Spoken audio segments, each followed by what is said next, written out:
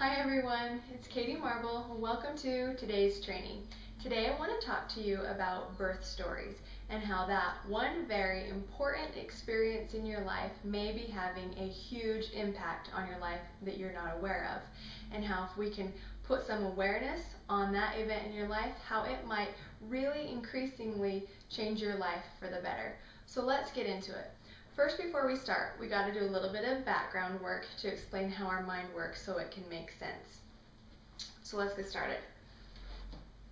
I'm going to show you a little diagram about how the mind works. This is really simple. If this is what our mind looks like, we have a conscious part of our mind, we have a subconscious part of our mind. And this right here is known as the filter, or the critical factor. And what happens is that before the age of 8, everything that we are feeling, that we are experiencing, that we are perceiving, comes into our subconscious mind and forms as a belief.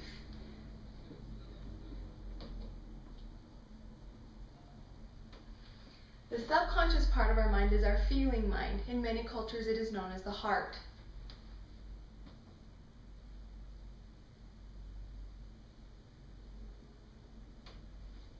The conscious part of our mind is our thinking mind.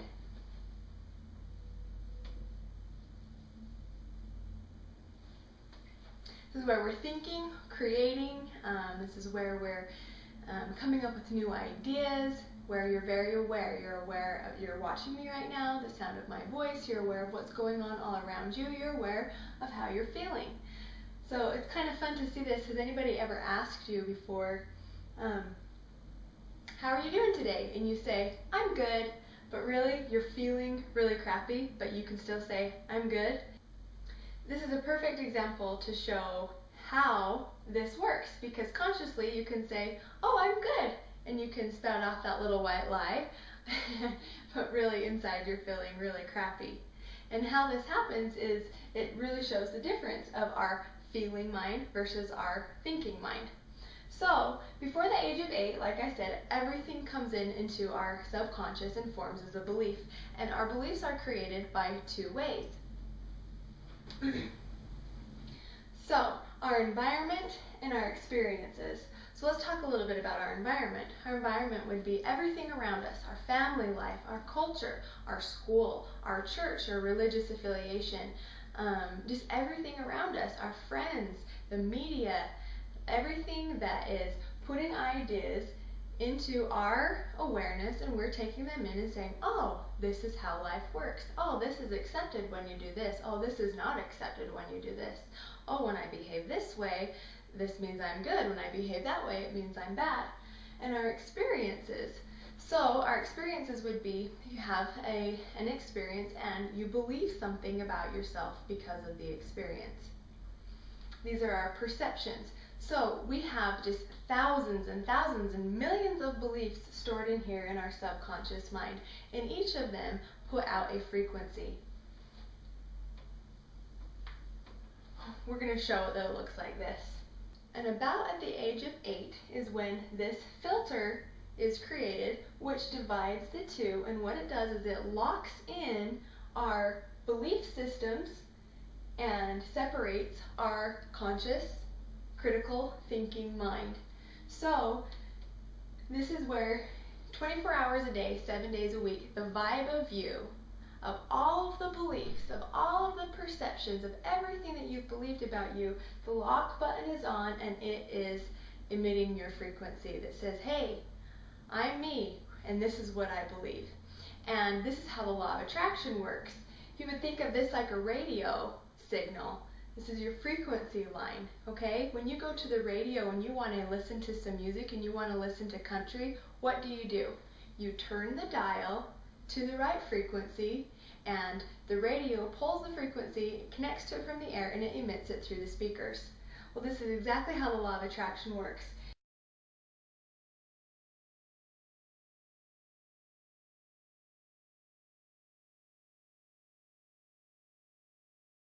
So here we have a belief, and let's say that this is the belief that I'm not loved, or I'm bad. We'll go with that one, I'm bad. This is the belief that I'm bad, and it's carrying this signal. So let's say you're 8 years old and you're at home and you are pouring yourself a glass of milk and your cup slips and the milk goes everywhere, and your mom walks into the room and she says, "Oh, Jane, what were you thinking?" And she's frustrated, but you have this belief in here that says, I'm bad. So here we have an experience out here that, because this was just an experience, that you have this belief in here, you're going to take this experience and it's going to send a signal that says, yep, I'm bad.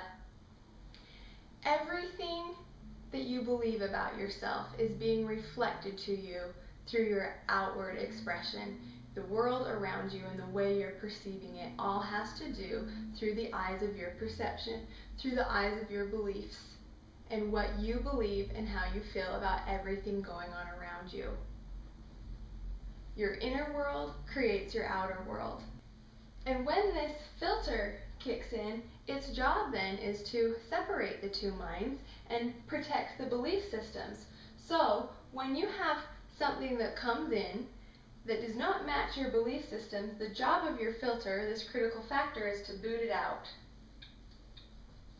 So let's say this belief right here represents the belief that I'm not important.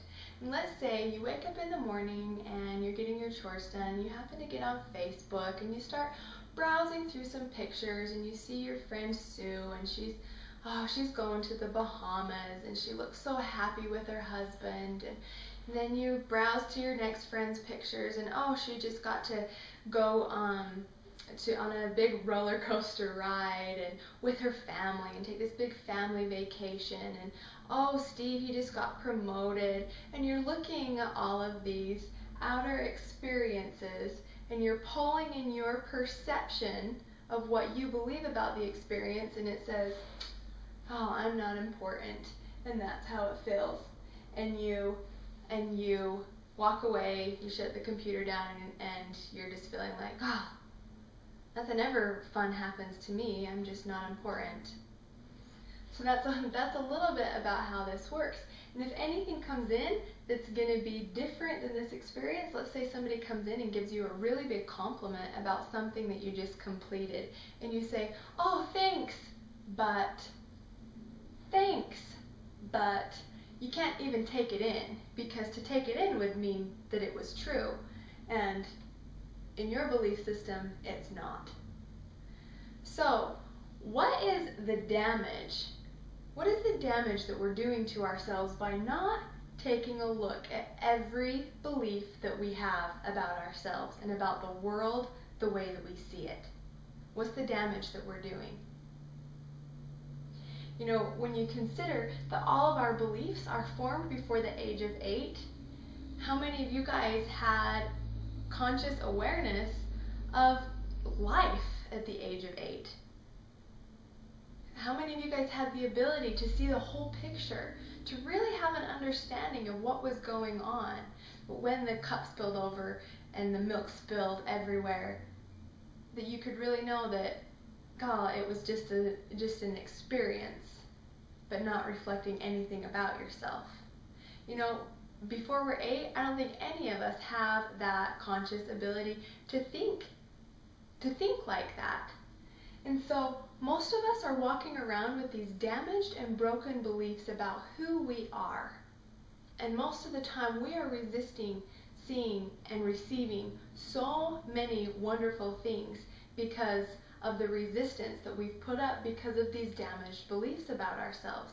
Our bodies flourish in the energy of love. And when we have broken and damaged beliefs about who we are and what life is for, we end up resisting all of the good and all of the love that can come to us because we've chosen to live our lives out of survival patterns just to make it through.